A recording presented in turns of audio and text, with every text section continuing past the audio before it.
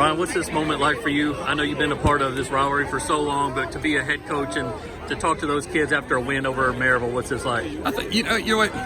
It is different. I can't describe why, because it's not because of me. I mean, I've been coaching the defense here for 19 years, so I didn't do anything different tonight than I've done all 19 years previous. I'm really happy for David and that offensive staff. With Gary being gone, everybody had to take a more active role. Everybody had to contribute. Coach Gossick, Coach Love, and Coach Harris, and all those guys, Coach Taylor, just all the work, Coach James, all the work that those guys do. But it's fun to see David take this offense and really make it his own and see him have the success. And to me, it's a lot of work done over a lot of years. You don't win this game by just starting tonight. So it does feel, like I said, I'm not really sure why, because it's definitely not because of me, but it's definitely it's such a great feeling. Anytime you can win a game, because it's so hard. It's so hard to beat these guys. Speaking of great feelings, I mean, to see Zach Lunsford come back to this field where he struggled 2 years ago as a sophomore in his first ever start. Now he gets to leave high school someday with a win over Maryville. That's storybook. I mean, there's two stories here. One is Jordan Harris, pick 6 at the end.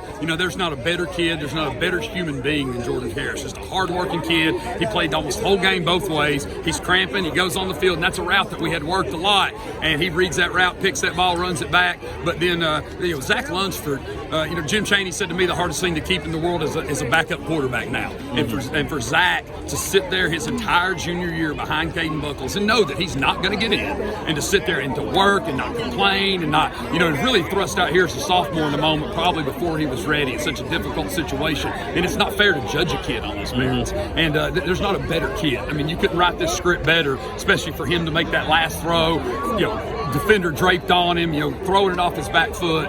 It's a special feeling, no doubt. How mature is this football team? Because it seemed like there in the fourth quarter, you could feel the momentum starting to swing Maryville's way, and your guys just didn't flinch. Well, I'd said to them, I feel like in a lot of times in big game situations against most teams, we will focus and play, but if things don't go our way, we'll just still weather the storm, because we believe we're going to win. But for whatever reason against this team, our guys will do what a lot of people do against us. They'll get that up. When something goes wrong, well, here we go again. We're going to lose to Maryville. And I told them, if you won't let that emotion take over, they're going to make things happen. They're a great football team. Things are going to go their way. If you will just continue to play, you can beat this team. And I think that's what's happened tonight. And so it's so refreshing to see that. Last thing, so much mental energy goes into this game, like you were talking about. You're talking about back in April.